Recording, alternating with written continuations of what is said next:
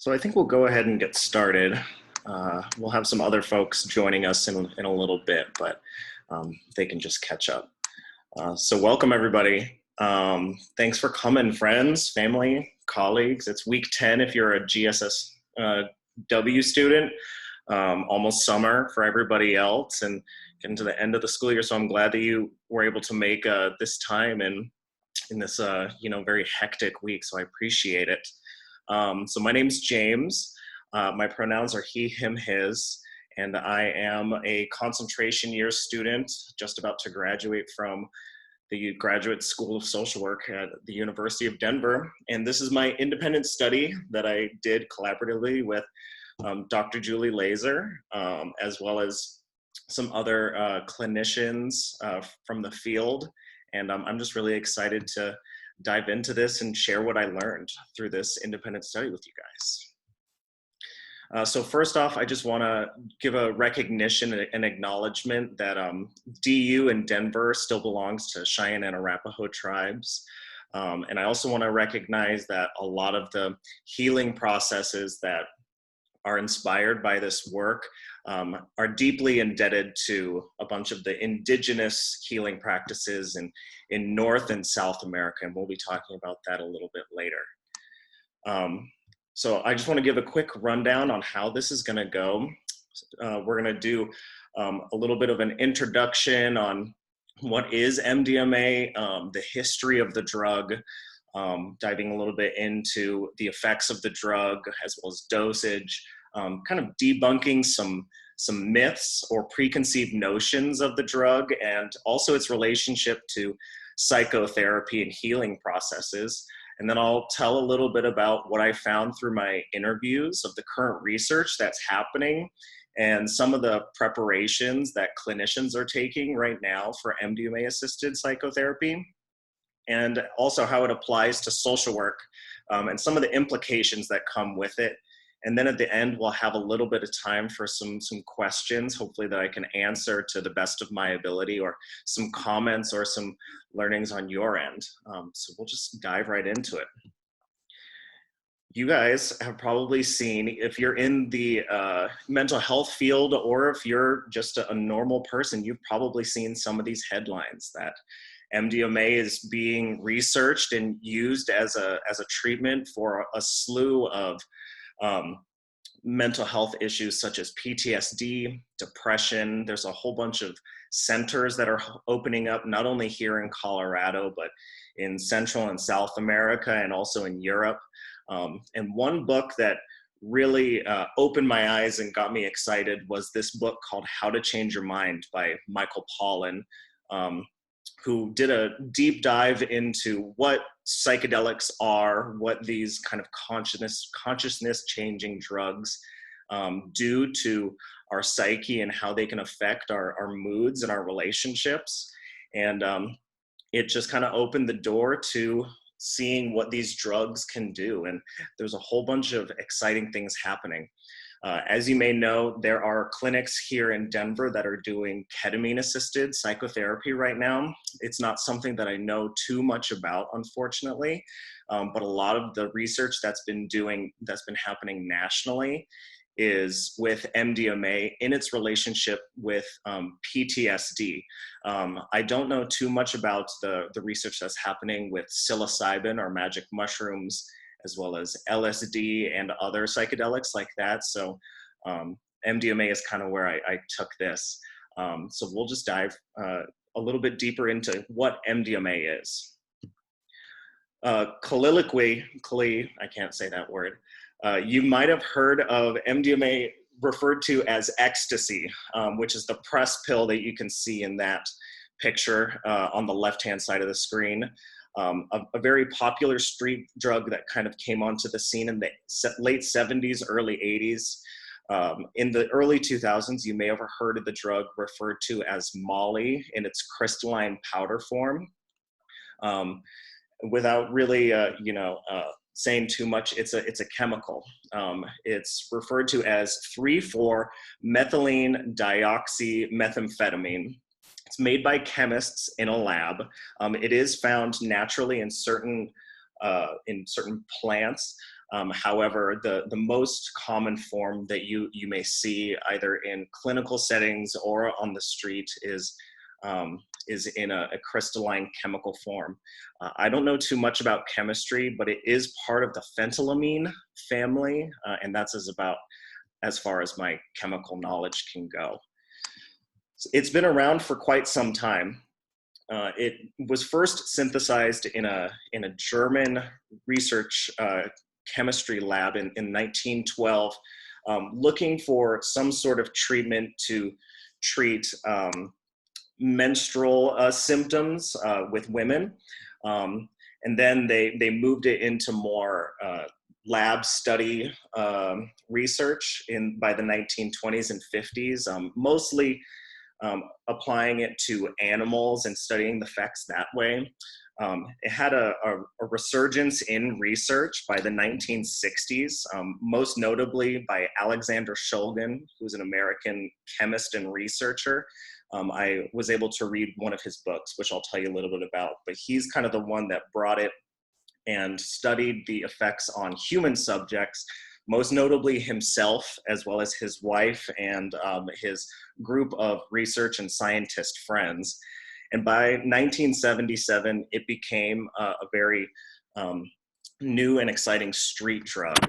By 1985, the FDA noticed that MDMA was having a big impact on communities and put it on a temporary Schedule 1, in which Schedule 1 is the same legal schedule that heroin, crystal meth is put on, where it's not legal for any person to consume, be in possession of, or sell it.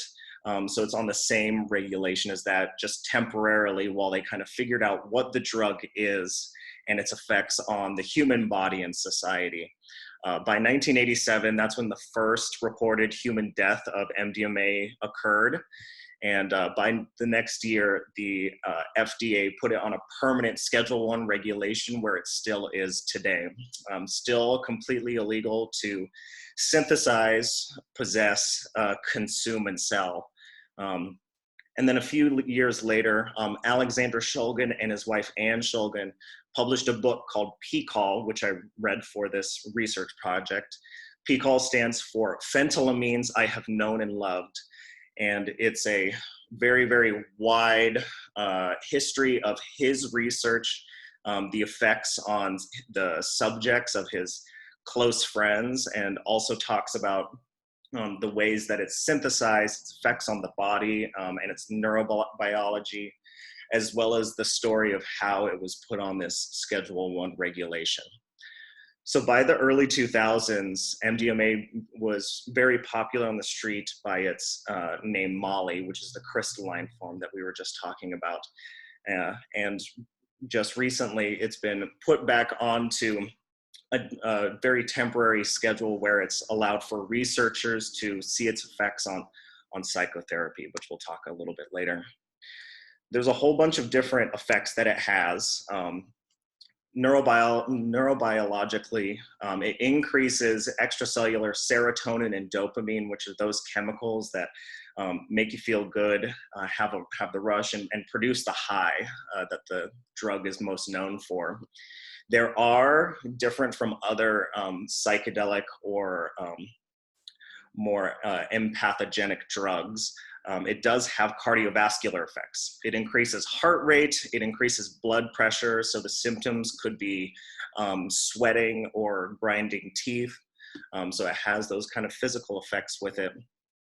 More subjective reports say that there's deeper feelings of empathy, well-being, insightfulness, and unlike LSD or psilocybin or magic mushrooms, there is little visual or auditory hallucinatory effect. So not much happens when it comes to the visual effects. It's mostly internal and mental when MDMA is consumed.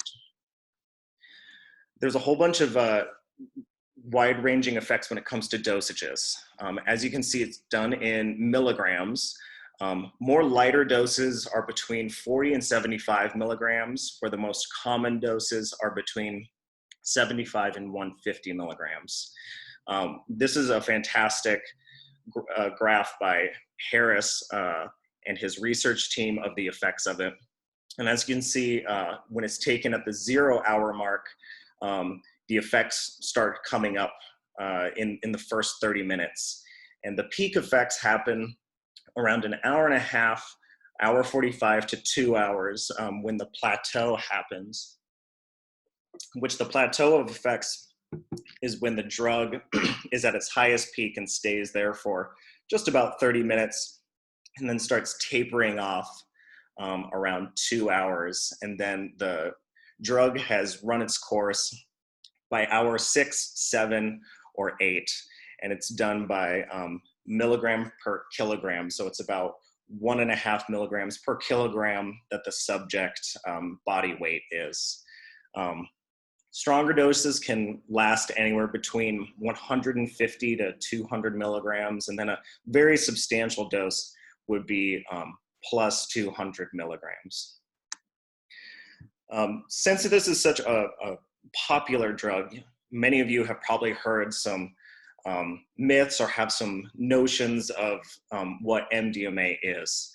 One thing to note, especially for social workers working with clients that use these drugs recreationally, is to know that most street versions aren't 100% synthesized pure MDMA.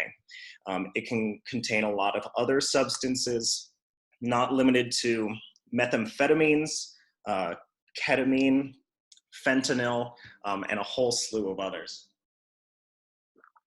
There are a whole bunch of other drugs in the same family that are not as researched, and we don't really know the effects physically or neurobiologically of, including MDA, MDEA, MMDA. All of these are things that, drugs that we don't really know much about, but could be in the same pressed pill or crystalline powder as MDMA. Another common misconception is that MDMA usually causes long-term depression or serotonin depletion, or that it's physiologically addictive. However, we don't really have any significant evidence proving that. And it's also very difficult because there's not much research of pure 100% MDMA and its effects on serotonin and depression. And those more subjective reports could be a result of what the drug is cut with. MDMA has had a long and storied history with psychotherapy. Mr. Shulgin, who wrote P-Call, introduced MDMA to his psychotherapist friends in the Bay Area, most notably this gentleman, Leo Zeff. And this gentleman, before he gave up his license, was a clandestine psychotherapist who would administer MDMA to his clients. In the book, he disclosed that there's an estimated 4,000 American and international therapists that were introduced to the drug, either directly or indirectly, using it with their clients. And this is a fantastic quote from Pollan's book of Leo Zeff, saying that MDMA is penicillin for the soul, and you don't give up once you see what it can do. So what it's used for back in the day and still today is that it is used as a tool to facilitate a bond between the client and the clinician. The drug itself is not used to cure the patient or rid them of their symptoms. It's merely a thing that the client will administer to really kind of break through with the client, break down those doors and the barriers, and kind of shift the client's consciousness so that they can look at themselves in a new perspective, breaking that cyclical cycle of worthlessness or helplessness. And that's it's used as a tool to build that therapeutic relationship. There are some fantastic quotes from a couple of these books that I highly recommend reading. Michael Pollan reported that MDMA condenses years of psychotherapy into just an afternoon. And then Alexander Shulgin reports, MDMA allows you to be totally in control while getting a really good look at yourself. Most people describe a feeling of acceptance inside, which makes it all right to take a good look at themselves. It makes the insight relatively non-threatening, which I think is just a beautiful way to put it, that these drugs are a way to kind of have the client look in at themselves and view their problems as a little bit more objective rather than subjective, and just use it as a tool to break down those barriers. In the books, they reported all of these clandestine MDMA-assisted psychotherapists and the ways that they kind of conduct their sessions under the table. As you should probably know if you don't already, being a clandestine psychotherapist who uses MDMA is a fantastic way to lose your license, especially because a lot of the research is still happening. The FDA has not approved anything. These are merely just reports, anonymous reports of these clandestine rogue psychotherapists. And one thing to note is that the drug is administered and the session lasts for the duration of the effects. It's not a drug that's given to be taken home or to be microdosed daily. They sit there, usually on a bed in a comfortable room, sometimes with eye shades, headphones with calming music, and the therapist really just focuses in on that introspection, the quietness, and whatever comes up in these sessions, they can talk about openly. And then weeks after, or maybe months after these MDMA dosage sessions, there are integration sessions with the therapist and the client, where they can really integrate the lessons and the insights that came up during the dosage session and apply them to their everyday life and move forward in the therapeutic experience. So there's a lot of current research happening. The most notable is by the 501 nonprofit MAPS, which is the Multidisciplinary Association for Psychedelic Studies. They have been researching the effects of MDMA-assisted therapy with PTSD. And this is the research company that was granted permission by the FDA to go in and see what this drug can do with vulnerable populations. So after the FDA granted these permissions back in, I believe, 2016, maybe even earlier, 2014 or 2015, they entered in phase 1 of research, which is this drug safe for healthy individuals? Very rigorous studies making sure that MDMA was suitable for people who were psychologically and physiologically sound. After the results were reported to the FDA that they were significant and efficacious, they moved on to phase 2, which is it safe for the vulnerable populations, clients with PTSD. And thankfully, they just passed the phase 2 studies and found that it was absolutely efficacious with some breakthrough results. So currently, they are in phase 3, which there's different trials of phase 3, where the same population is studied again, and making sure that the results are duplicated. And this is the last phase that they can go through and submit it to the FDA for a special approval. And this is happening in a whole bunch of places really close to home.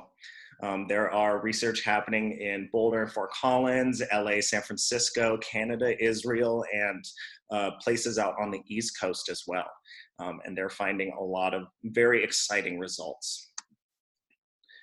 So there's probably a lot of questions of what the staff and what the subjects are used in these clinical trials.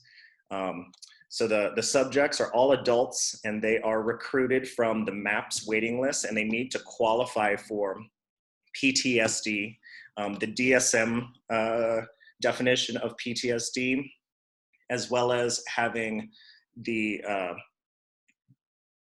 passing the CAPS, which is the Clinician Applied PTSD Scale. And we'll be talking about that a little bit later. The therapists, the clinicians undergo a 100-hour training as well as hours of supervision. And they even have role plays where they are videotaped, and then the videotapes are reviewed by a panel of researchers to make sure that their modalities and the way that they do things are good enough for research. And they also have a study physician on call to make sure that none of the clients have any adverse physiological effects. And if so, the physician can come in and deal with that. So the format of the studies, they are double-blind. The subjects go through medical and psychological wellness checks. They go through a whole bunch of screeners, including the CAPS, like I talked about, meet the DSM-5 diagnosis for PTSD. And then after that, they go through 3 prep sessions where they get to know the therapist, build that rapport, and then make sure that they're ready for a dosing session. And so for dosing, they do one 6 to 8 hour long session with a dosage of MDMA. And then 3 weeks after, they have 3 integrative sessions to kind of integrate whatever insights that they learned during the dosing session. And then after that, they repeat this process 3 times. So it's a very long process, 3 MDMA sessions, 9 integrative sessions. For each of the MDMA and integrative sessions, there's 2 therapists, usually a male and a female. A comfortable room made to look more like a living room with pillows and artwork. There's music that's strategically chosen to match the client's response. If the client has some heightened energy, the music is a little bit more upbeat. If it's more introspective and quiet, the music is matched. Eye shades are definitely optional, especially for clients who have trauma, in hopes to not re-traumatize.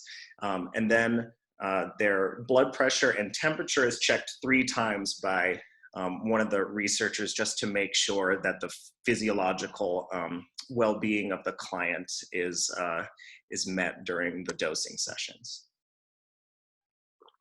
So the person who does the dosing is an MD who holds a Schedule I license. So they're licensed by the FDA that they can handle these very, very regulated substances. The dosages, they've played with different dosages just to see how it goes, but they go anywhere between 120 to 125 milligrams. After an hour and a half of the effects, the clients can give a supplemental dosage of about half, which is about 60 milligrams. If they would like to kind of keep the effects, the peak effects going, they can take that, but if not, they can just stay with the 120 or 125 milligrams. So a good thing to note is that these are not microdosing sessions. These are very common dosages that would elicit effects that are very substantial, that would garner those kind of deeper feelings of empathy, insight, and well-being.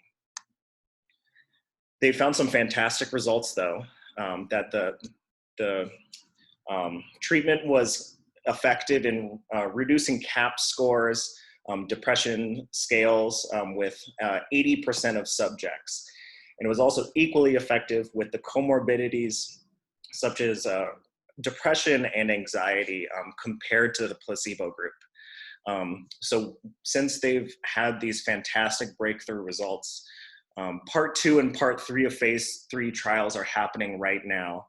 And the clinicians at MAPS are projected to submit their results to the FDA by 2022, where the FDA will figure out some ways of conduct that clinicians and treatment centers could integrate this into their protocol. So as you can imagine, there's a lot of clinicians that are excited for this if this is something that they're into. So there's some resources that are just coming up. I was able to interview Dr. Lewis, who is a clinician trainer at Naropa University. Naropa in the past has had exploratory classes where they've had Naropa master's level students figuring out and exploring what kind of modalities and what kind of treatments could be useful in this application. However, right now they are working on a therapist training certificate, which would be 10 months, 1,000 hours. It would be very, very intensive. It would require a master's degree, preferably in a related field, and they would provide them with a whole bunch of information, not only about the drug, but also about the effects on the neurobiology, the physiological effects of the drug. And in this certificate, they would be exploring the modality format, since nothing is completely set in stone right now with the FDA. And so they would also be undergoing a whole bunch of role playing as well, including a dosing session of the therapists, since a lot of the researchers and the clinicians believe that the therapists would need to understand firsthand what the effects of the drug would be. It's unclear if this would be a dosing session of MDMA or a substance that's in a different schedule, such as ketamine, that doesn't have the Schedule 1 regulations on it. But this is all just kind of in preparation for what they anticipate is coming next.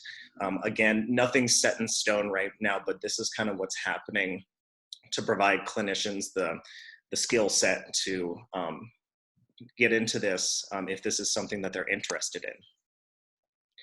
So man, there is a lot to consider when it comes to this new exciting format.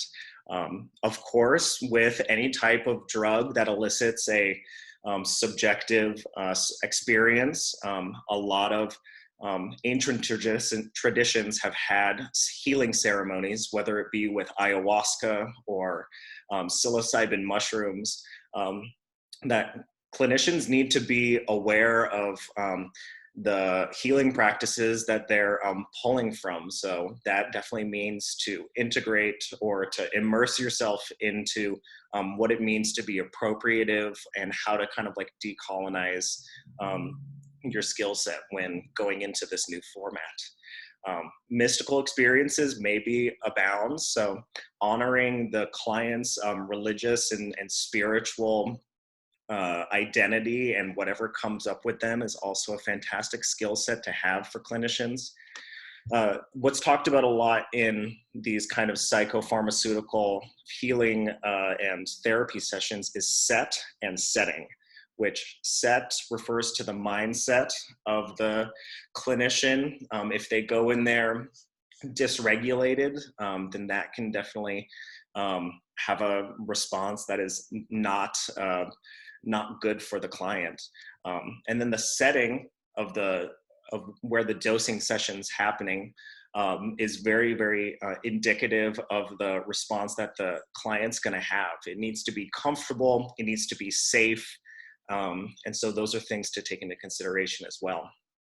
And as you can imagine, a session, a dosing session that lasts 6 to 8 hours, where the clinician needs to stay there for the full 6 to 8 hours, involves a lot of presence. So having being there for the client for that extended amount of time is definitely a skill set to have and something to consider moving forward. As I was able to talk to the researchers and clinician trainers, they were able to pull up a whole bunch of strengths that social workers can bring to the table. First off is equity and access.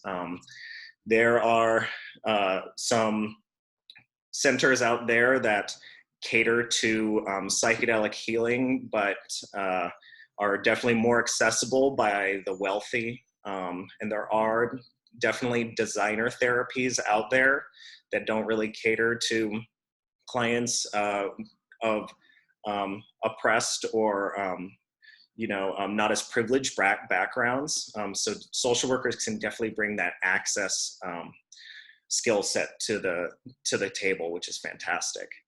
Also, having a lot of perspective of trauma, knowing the different triggers that can re-traumatize or make a client's experience traumatic is something that social workers can definitely bring to the forefront. Also, having a more holistic and harm reductionist view of drugs and drug consumption is something that social workers can definitely bring to the table.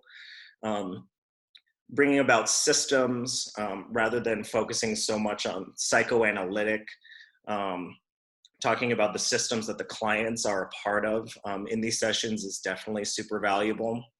And then there's also a possibility of doing group dosing sessions where social workers definitely are able to bring large people together and work with not just one client, but with a group of clients, and making sure that everybody's included and accounted for is something that social workers can definitely bring to the table. Definitely, there's some places of growth for social workers. Everybody's different since social work is such a broad field. For myself, having a bigger background of somatic work, knowing the relationship between the mind and the body is someplace that I could certainly grow in and definitely work on professionally. The folks in Naropa definitely have a fantastic contemplative practice. Mindfulness, mindful moving like Tai Chi and Qigong. Deep listening is something that social workers could definitely dive into if you're interested in this. Getting a bigger background on Gestalt therapy, which is a therapeutic modality where it really focuses in on the client's experience in the present moment is something that could definitely be of use later on. And then just learning about like basic chemistry. As I said before, I'm not a big chemistry guy. So knowing a little bit more about synthesis and, chemicals and also its effects on neurobiology. I was told by Dr. Lewis from Naropa that a lot of these clinician trainings will include basic chemistry, neurobiology, and physiological responses and stuff like that, but definitely could be a tool to put in the toolbox. So there's a lot of implications that come with this work.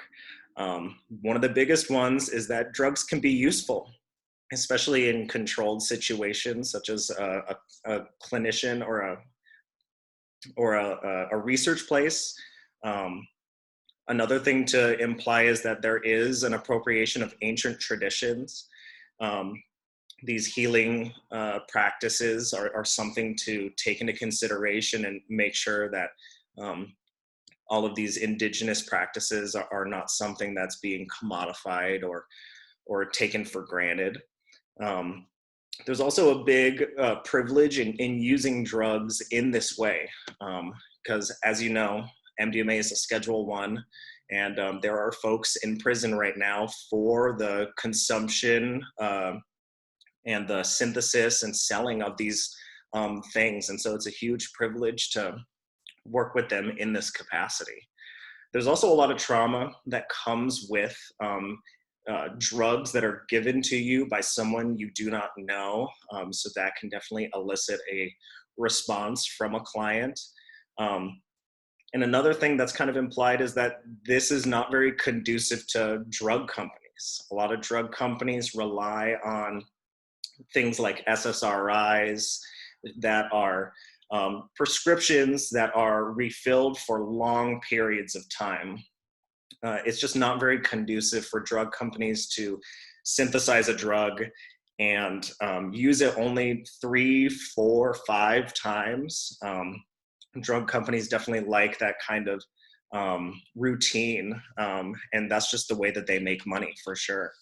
So that's definitely something that we're implying, that it's not the most capitalist way to go about this. So man, I just talked a whole bunch, but there's some other ways that you can learn about this, get involved, educate yourself. Maps.org is where I pulled a lot of the results and how I kept up with the research, and all of their research is published on there. If you're interested in their IRB for especially the phase 2, it's up there. They're all published papers that you can cite and really kind of dig into there. Like I said before, the clinician training at Naropa is projected to be happening by spring 2023, just something to keep your ear to the ground. One of my favorites is a podcast called Psychedelics Today, all done by researchers, psychotherapists, spiritual healers, and talking more about the nitty-gritty of psychedelics and their application in the modern world. There's also a fantastic book that has been edited by the main person from MAPS, Rick Doblin, which is the Handbook of Medical Hallucinogens, a fantastic resource if you're working with clients that use drugs recreationally. And then also talking about drugs in a more informed capacity. There's a new book called Drug Use for Grownups, talking about how to use drugs in a more effective and adult way, which is just fantastic. So man, I just talked for a long time, but I would love to ask if anybody has any questions, any feedback. If you have anything to bring into the fray, you can definitely just speak up or do the little hand raise thing. I'd love to hear from you.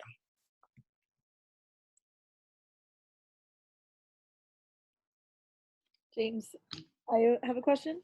Mm-hmm. After learning more about this and doing this study over the past 10 weeks, would you consider that training, the Naropa training? I know it's a couple of years off, but is it something that you would be interested in as a clinician? Sure. I think it's super interesting, so vanguard, and I think it would also mean a lot for like the world to start having a more destigmatized view of drugs, which I think is fascinating. I definitely think that what's going to happen soon is that the FDA is the person who has, or not the person, but the organization that has the final say.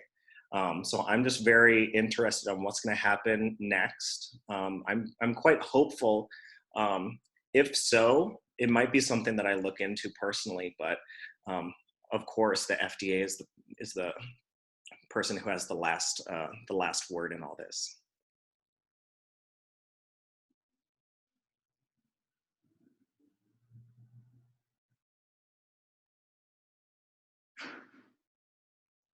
I'm curious what your thoughts are about, so I think MDMA is a little different because it is like a lab synthesized substance, whereas, you know, things like ayahuasca, psilocybin, iboga, they're all like sacred plants.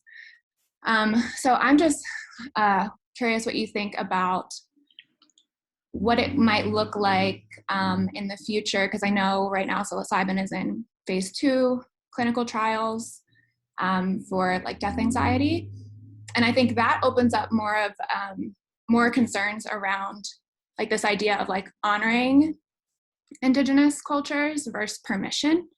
And so like I'm hesitant. I've been following this research for a really long time, so I'm hesitant in like how extractive it is. It just feels like we're like commodifying and capitalizing off of indigenous knowledge.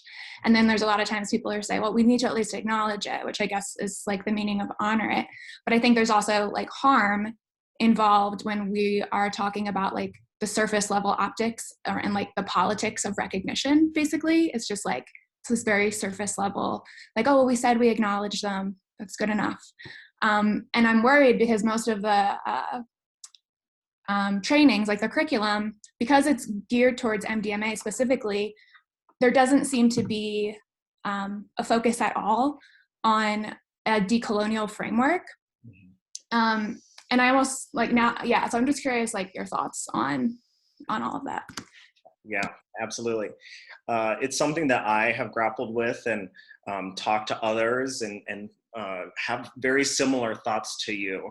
The way that I see it personally, I'm not speaking for the researchers that I interviewed or, any of the people that I've read. This is just personal, is that it's very hard to extract like any type of substance-based healing practice without recognizing the indigenous or the ancient traditions, just because a lot of the formats of the sessions have a very intentional like way to go about them. I have heard that in certain research and clinician settings, not all, is that they're encouraged to bring some sort of intentional item, whether it be like a small figurine from like a spiritual or their religious background, or a picture and things like that. So I feel like that's inherently tied to these more kind of like intentional and ancient and indigenous informed things. It's very difficult for me to extract the two. So granted, I'm not really one to say this is all just my personal opinion. So I totally feel you on all of that. And it's something to definitely think about and keep at the forefront, especially for social workers and mental health people who will be honoring whatever comes up in these sessions, to keep at the forefront, and also to make sure that we're doing it from a decolonial and privilege and power and oppression standpoint, for sure.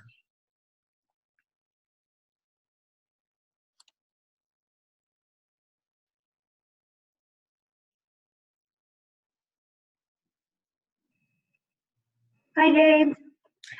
I had a question about, I guess, for people who are like intensely suicidal, maybe along with having like PTSD, would there be any chance of like negative long-term effects or even like negative effects in the session, and how would they combat that coming up? Do you know anything about that? Sure. I haven't found anything in my research about any of the possibilities for like self-harming or suicidality. It's just not something that was accounted for in any of the sessions or the research articles that I've read. I think that's a fantastic thing to think about, and to make sure that we're doing the absolute least amount of harm in any of these settings. So I wish I could talk more about that, but I think that's a fantastic thing to think about, is the more kind of like longer term benefits and costs and harm reduction when it comes to this.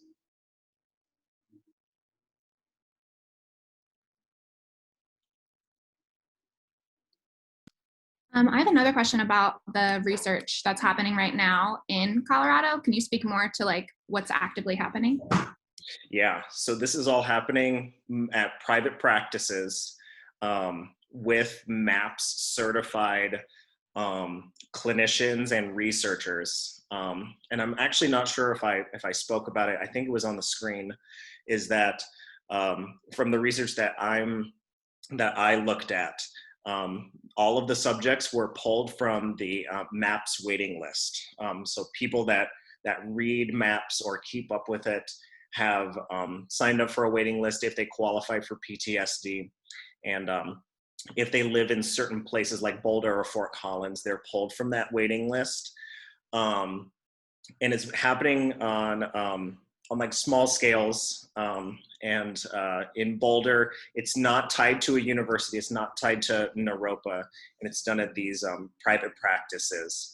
And I wish I could tell you a little bit more, but just from what I know, it's happening at these smaller places, and the research results are being published on maps.org, and it can give you a little bit deeper knowledge of like the race and the background and more demographics of the subjects and things like that. So this is part of, it sounds like then this is their, like Colorado's participating in their expanded access programs then. That's Yes. what it is? Okay. Totally, yeah.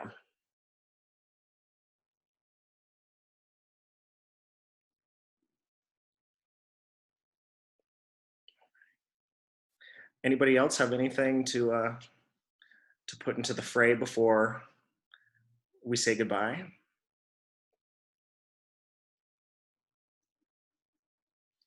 All right. Well, thank you guys so much for coming. Definitely huge thanks to Dr. Julie Laser-Maria, Dr. Sarah Lewis, I'm not sure if she's here, Miss Otalora, whole bunch of other folks. Thank you all so much for coming.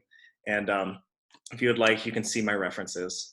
But I appreciate all you coming. Have a lovely rest of your quarter and have a fantastic summer. Thank you, everybody. Thanks, James. Thanks, y'all.